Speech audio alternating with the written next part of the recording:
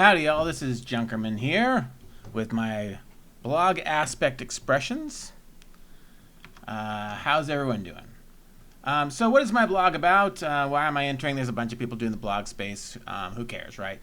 My Marvel Champions blog is focused on multiplayer. And for multiplayer, I build whole box for game night. Okay? So you show up for game night. No one wants to build decks, right? So that's a problem, right? You go bring Marvel Champions to game night. How are you going to play it? This is whole blog that I'm doing is focused on that, how to play with your friends, especially if they don't have Marvel Champions, and you have it, and you know how to build the decks, and they don't. Okay, so this is what it's about. Let me go ahead and let's check out some of what I'm going to bring to you. Here we go. Let's see here. Okay, so we've got whole box deck building. All right, here we are. Why? Well, game night. We talked about that. Multiplayer works great for multiplayer. Okay. We'll talk about why. If you're doing solo, you probably don't need to do it, but you still could. Player input. I'll talk about that. CCG versus LCG deck building. Then we go around the corner to Munchkin versus economy decks, using all the cards. Economy heroes and allies are overpowered, but maybe not with whole box deck building. So that kind of maybe mitigates it. So we're going to talk about everything a little bit real quick, and I'll run through, and then we'll hit the bad stuff. Why, what's the hard stuff with this? What doesn't work? Okay, let's talk about game night. Well, this is super important. If I can't get everyone to play, I can't get them to play if I have to sit down and flip through my cell phone for a deck on Marvel CDB, right? We all know about that. And Marvel CDB is great. I love Marvel CDB, but if I have to get everyone to they don't know what to look for, right? They don't know, it's not like Simple Simon deck building, right? My friends who show up on game night don't understand the aspects, right? The cards, the cost, the hand sizes, hero strengths, weaknesses, all the deck building factors. And for my gaming group, I'm competing with Sentinels of the Multiverse, which is not my favorite, but I'll play it when the guys bring it over, right? But it sets up and plays so fast. I mean, the decks are static. You can't change the decks, which means if you get a bad deck, you're like, I don't like this hero, and you can't fix it, right? But this is why Marvel Champions scratched the niche that I've had for so long. Sentinels really, I've had some bad Sentinels games where it's like, this guy does this guy does that. I'm drawing cards, don't you have any good plays? Look at my cards. Oh, I guess you don't, And some heroes work together and some don't. And it's been real 50-50 in Sentinels. I'll get a deck and oh, this looks cool. And you try and I can't play it. I could play these cards. They're terrible. And you just get stuck because of the situation on the board or the other heroes or something, okay? And so it's really frustrating. And I feel like Marvel Champions has broken me out of that kind of frustrating gridlock that I have with game night. So game night, my friends are over, and there's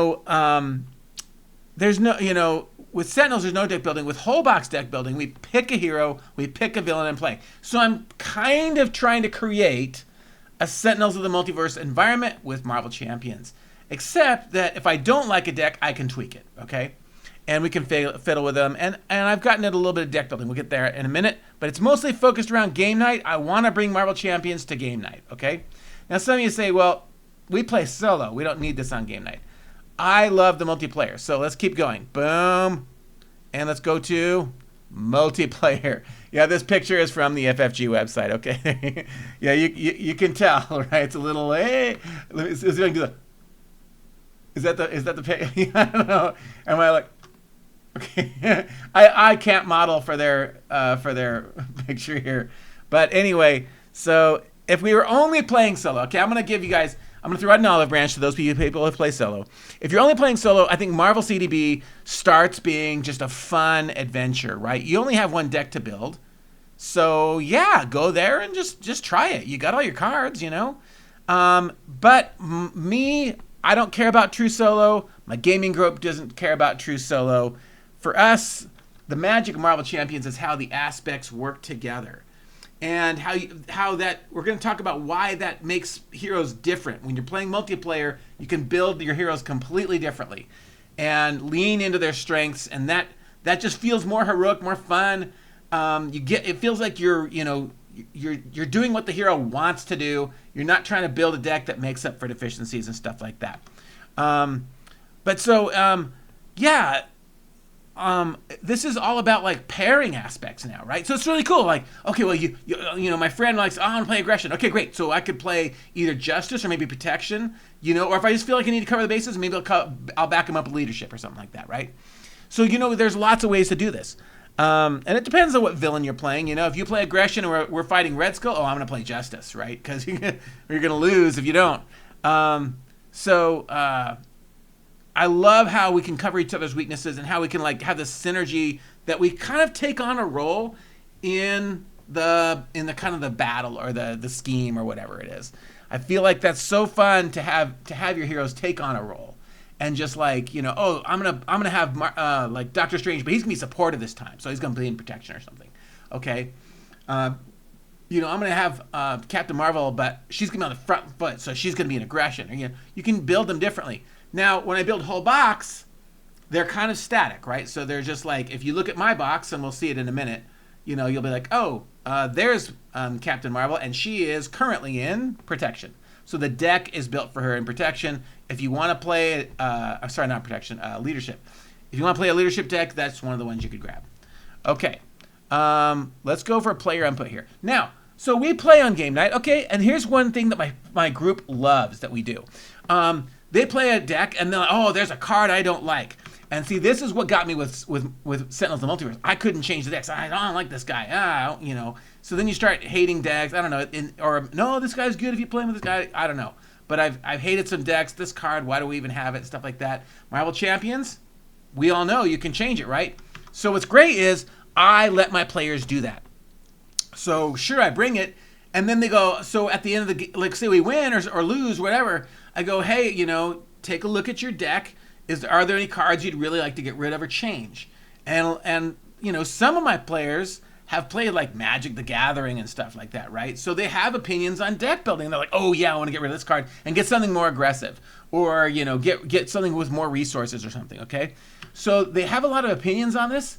And I just have my box with the extra cards, and then, you're playing an aggression deck. Here's some of my aggression cards. You want to go through and see if there's something you want to replace, right? And they just love that aspect that they get some say in how the decks end up. They can tweak a deck, right? And none of them have jumped on Marvel CDB. They haven't done that, right? But they just love that they get to say if they hate a card and kick that card out of here and stuff like that. So it's super fun for them. I make sure that they can do that.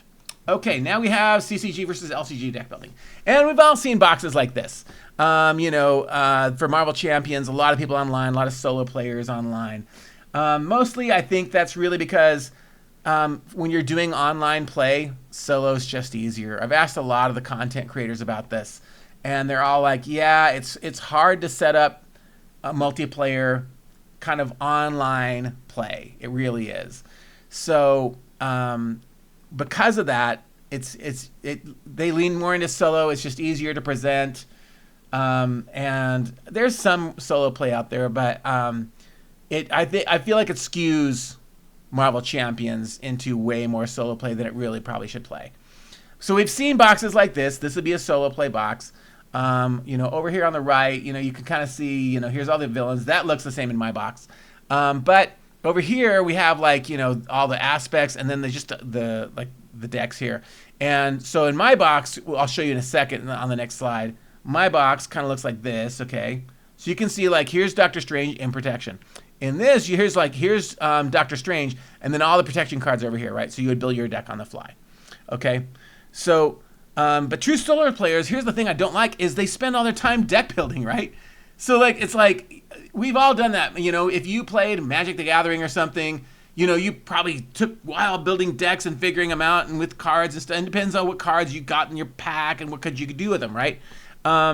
So I want to play. I don't want to sit there and deck build solo decks all day and just meh.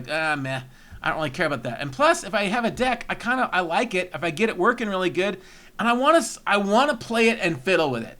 So, I'll get a good idea off Marvel CDB. I'll build a deck, and then I really will tweak it. And that's so fun, right? So, with LCG deck building, you kind of, if I build a whole box, I end up tweaking the decks a little bit. Well, what about this one? What about that one? And it starts getting you in this. I think it makes you a better deck builder. You start seeing how some of the cards are more or less efficient and what leans into the hero strengths. So most of my decks are mostly tweaked, okay? There's about maybe 10 decks in my box that are really hardcore built off of Marvel CDB and then tweaked. Okay, so like, but you know, I'll get a new hero and I'll try to play their kind of mostly pre-con deck. I'll add a few things to it, but then over time they get tweaked more and more. So I think, you know, like some of the core heroes are completely different now, but it's been a slow change. It's been a slow change as you add more heroes to the box. Then you get their extra cards, and you're like, oh, this would be great in this guy's deck. So I feel like it gets tweaked over time, and then I'll swap them every now and then. You know, like I'll swap two aspects. You know, like okay, Hawkeye's in leadership, but what if I swap him to Justice or something like that, right? Here's Munchkin versus Economy decks, and you can see this is what it looks like. This is an older picture. I have more decks now. But this, you could just kind of see the setup, right? Here's leadership, here's justice, I could put this on the table, right? And you could just grab a hero, we grab a villain, and we play. That's the whole thing. This is what I try to set up, okay? So my whole thing is, I really want to just like go.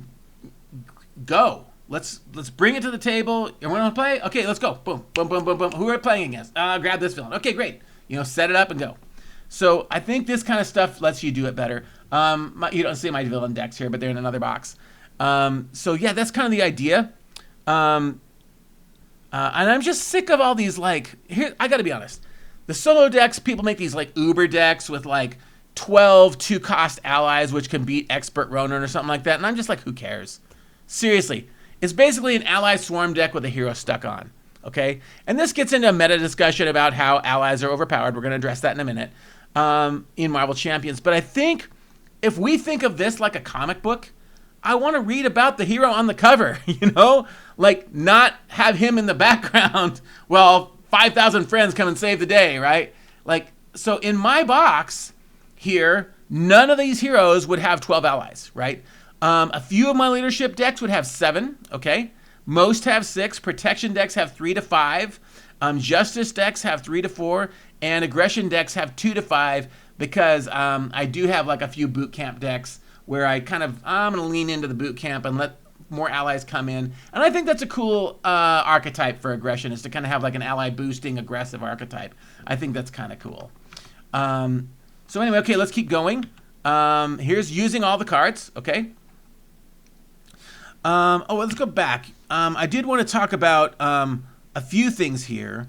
And that is like, you know, with this, you have to think about, think about a card like Death Focus, which works with superpower cards, right? Well, where do you, maybe I have 3 of them, or maybe I have 6 of them. And it's like, well, where do you put them? So then you're choosing very carefully, like, well, which hero is going to be the best one to get it? And that just has a different feel than just throwing 3 Death Focuses in one deck. It really does. So I kind of like, you feel like it's more fun when you're like deck building. You're like, ooh, I want Spider-Woman to have one of the Death Focuses because she's so good with it, or something like that, right? And you'll pass it around a little bit and try like, oh, I think this was a better feel with this hero, okay? Angel used it really good, you know? So that for me, that's really fun to kind of have that economy, not just with allies, but with all the cards, right? Because some heroes can really use it so well. You know, team building exercise with like Thor. Oh my God, with the triple traits. Oh, you can stack so many cool cards in his deck and get them all cheaper, and team building exercise is a cheap card to play. It's really fun. So then you start finding heroes that do well with those cards. Let's go down again. And here's using all the cards. And yeah, so if you're whole box deck building, you kind of do get to, not all the cards, but most of them, right? And why, I kind of feel like there's a little bit of, when you have a box, why have so many cards if only a few get used? And you're like, well, we kind of mix it around. But I feel like a lot of the same cards get played, especially with allies, okay? And I like the pressure of trying to make apparently terrible cards kind of good, okay? So like, there's many unpopular cards that can be used for great effect with the right hero or deck. So great responsibility, everyone hates that card. It's integral to my She-Hulk Justice deck. So it's like a heal tank build, but few other heroes would like that card, just taking damage instead of to block threat. But like the way she heals, it's like her thing, and it's really a fun build. Okay, so but why did I do it that way? Well, because I was kind of out of like thwart cards, right? And I'm like, well, I gotta get a hero that can thwart, but I'm running out of thwart cards that can really thwart. So you just figure different ways to do it. Well, here's great responsibility, you can do it, but how would I facilitate it? And that's just fun to try that puzzle. Okay, so like I have I found some of these I've found on Marvel CDB, some of the ideas, but that's what's really fun, right? I love the Drax brute force idea. That's a really cool one. I used it for a Hulk build. I love the ideas to use Enrage in certain Voltron builds and stuff like that with Cosmo. It's a whole different game when you're forced to use most of the cards. And if you're looking for a good reference, like you want to do something interesting that's going to help you, Boom Guy and Villain Theory did this worst card video series that have been fantastic for thinking about why a card doesn't work and how it might work. Like, oh, what would you do if you were trying to make this card work and stuff like that? Because it starts getting you in the headspace of, when you're using all your aspect cards, right? Using all the cards here. It's like, well, there are some kind of crappy cards, but what if you wanted to make them work? How would you do it? And so, yeah, you're kind of leveraging that. And I think it's a fun puzzle to do. Okay, let's keep going. Boom. And here we are in Economy Heroes. And so, obviously, every hero in my box is kind of an economy hero, right? It's like, oh, well, you don't have the optimal deck. You don't have the 12 allies that are all 2 cost in your deck and stuff like that. So you have some, but so you're kind of leveraging that, but you're like, ooh, it's not the, it's, I have good decks, I think, especially because we're leaning into the hero's strengths and not covering for weaknesses because we're playing multiplayer. But it's interesting how it works out. So like, my hero tier lists, like this is a tier list here, right? They're completely different because when you build economy decks, it's not like, well, what does Black Panther look like when he's completely overpowered with 12 allies? It's like, no, what does he look like when he doesn't have that all behind him? Is the hero pack kind of enough to carry it through? And so like when you look at, this is not my hero tier list, I'm not doing that right now. That'll be a different video. But the ones I would pick are like completely different thinking because it's like, ooh, which hero does really good when you sort of have an economy deck, okay? I would tell you Valkyrie is right at the top. I agree with D20. Like she just rolls. It's so good. And like, Adam Warlock, I think he's a problem for everybody. He's down there on the bottom on this one, but anyway, like Black Panther's great because he has so much spending power and he has some, interesting cheap cards he can play. So when you're looking at economy heroes, the tier list changes, and that's really fun. So you got to be thinking, like, well, if I play these guys with all kind of like not as good a decks, who starts shining then? And all of a sudden you're like, oh, some of these heroes are better than I thought, and it kind of gives you a new life on your heroes. I think it gives the heroes new life. Okay, so here we go. Boom. And allies are overpowered. Okay, we've all talked about how allies are kind of overpowered in Marvel Champions, but with whole box, I would say for mine they're not, because we just don't have a lot of them. So they're like precious resources. You love it when you get an ally because you probably need to play it to help block and stuff like that. But it's like it's so rare. It's not rare, right? Like you can get 5 or 6 in a deck, but it's like they're a precious resource. So like if like you get an ally from another hero, all of a sudden, like, oh, what deck am I gonna put this in, right? There's an extra ally that came in that pack. Ooh, and so you really start choosing who could really use an extra ally, man. Who needs one?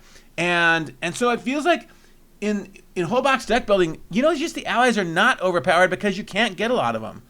So they're great, but they just don't take over, right? They help you out when they show up in your hand, but you're just not going to get a lot of them. So it's like those moments you can't count on them when they're they really do help out. But and then like even your 4 and your 5 cost, there's Cable there, right? That 5 cost card. Although sometimes we really avoid those expensive allies, but man, when you only have 3 allies in your deck, you're like, I'm gonna spend the 4 to play this guy because he's gonna help me block and stuff, right? You're gonna get a few activations, and it just helps you think about playing and really maximizing your allies. So I think you play your allies a little differently when you're like really stretched and you only have a few of them. You know, you want to get the maximum out of them, kind of. Okay, that's pretty good. Let's see here. And now the problems. Now I only made 1 slide for the problems. We're gonna run through. I know this is kind of like I made all individual slides for the good stuff. Oh, look how good it is. Oh, only 1 slide for the problems. Like, okay, let's run through these real fast. Resource cards are gonna be the #1 problem. So here's what you find out. Like all the packs, most of them come with resource cards, and when by resource cards I mean double resource cards, right? So like strength or genius, right, or energy or whatever.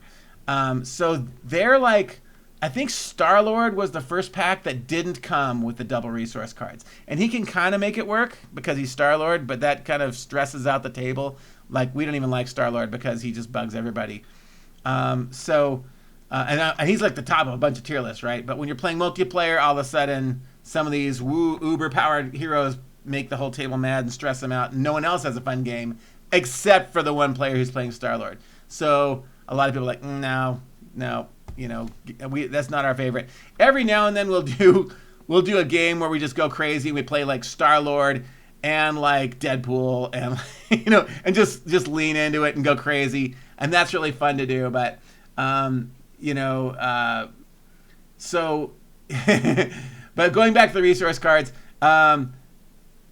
Star-Lord was the first one to come without resource cards, and then X-Men had a bunch in a row that didn't have any. So if you want to build a whole box, you're like, oh, wait, a lot of my decks are not going to have the double resource cards, but that is like, I would say, a fundamental aspect of building decks, right? So how do you get them? Well, look there in the blue, there's Kingdom Come cards. There's also Crazy Jackalope games, and you can buy cards from them for like 25 cents a card, and they'll ship them off to you. And I mean, like the double resource cards are so ubiquitous, they just sell them so cheap, so you can get tons of them. So I've gotten a bunch from them just to kind of fill up my decks. Some people have commented, you really don't need double resources for some of these decks, but it's like, no, I think for most of these you really do, especially if you're kind of doing economy decks. And the double resource cards, what do? They help you have a big turn, right? And so you want more of those. So more big turns, you know, those big moments, those are really great. Okay, let's take a look at the allies. We've talked about that a little bit. The problem is you don't have a lot of them, right? And so, yeah, you could get some more from Kingdom Come cards. They have some cheap ones. In fact, they'll put some on special. Like maybe it's a 99-cent card, but they'll make it half price, so 50 cents. You're like, 50 cents for an ally. Okay, yeah, I might need a couple.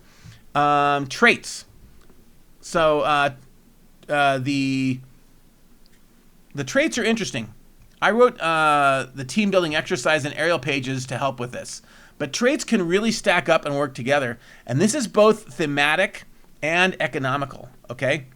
So you can get more bang for the buck out of your cards. And this has even led me to try to put an aerial hero in every aspect just to take advantage of those cards, okay? So traits can really like be an interesting factor in deck building because there are traded cards that you're like, ooh, I want to match the traits because it gives you bonuses, right?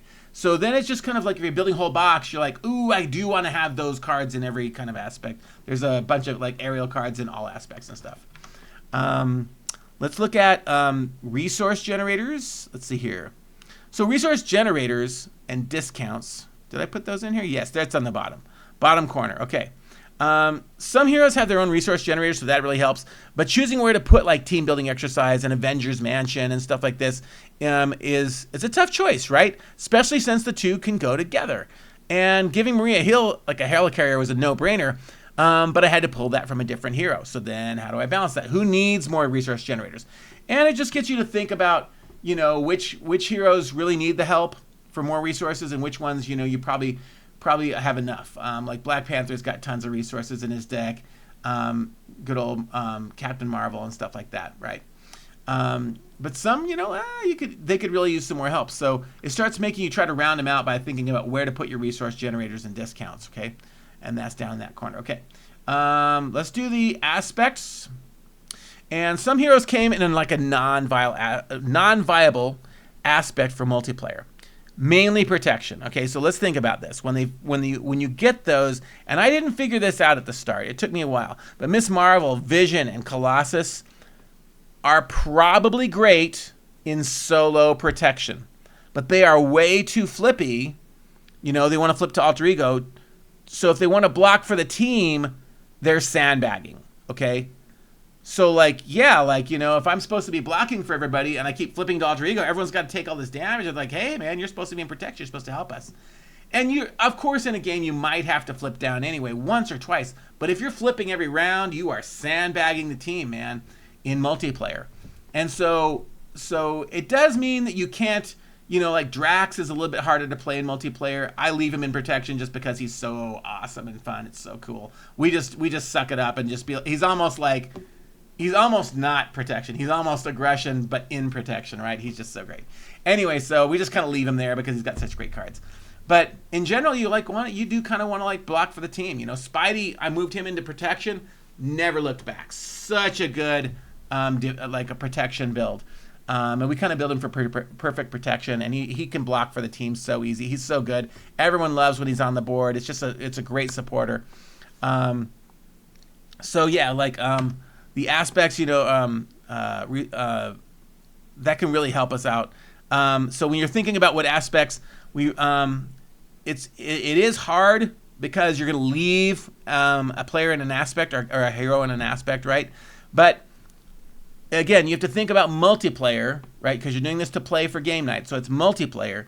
So, like, yeah, again, like leaving Colossus or Miss Marvel in protection is a problem for multiplayer. So your game night, you're like, well, it came in protection. I'm probably going to swap it, right? So I swapped Miss Marvel to Justice. I swapped Colossus to Justice. I swapped Vision to Justice for a while, and then I swapped him to Leadership. But he could just about play anything. Vision's so great. But I love swapping them into different like aspects, and that ends up being such a great fun feel for some of the heroes for multiplayer. And let's see here. Last we have the core set. And the original box comes with 5 heroes and 4 aspects. And I really wanted the opposite, okay? I just got a different feel from Marvel Champions. You know, like it frustrated me. I was like, there's 5 heroes but only 4 aspects. And I thought, you know, when it was She-Hulk sharing the deck with Iron Man did not have a good feel. And I'd never really got a good feel from She-Hulk. And some of these heroes, you know, we've even done like, you know, some custom like home rules and stuff like that. So we've done that. I've got that on my blog. I'll be doing those here on this blog. But basically, like with a core set, what I wanted was the opposite. I wanted like 5 like decks, you know, kind of aspect decks, which basic is arguably one, right? But I don't think you could have quite enough in the core set to do it.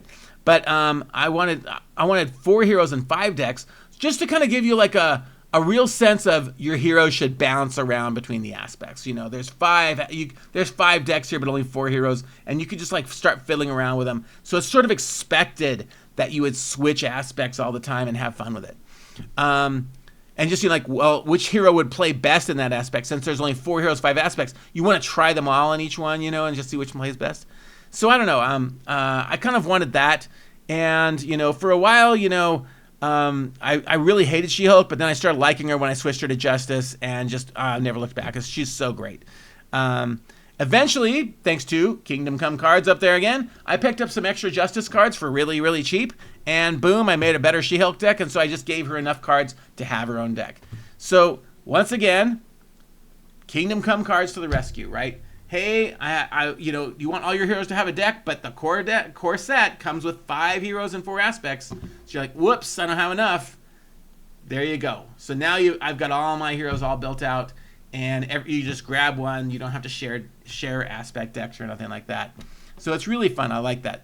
And that is about it for the problems for trying to run this whole box deck building, right?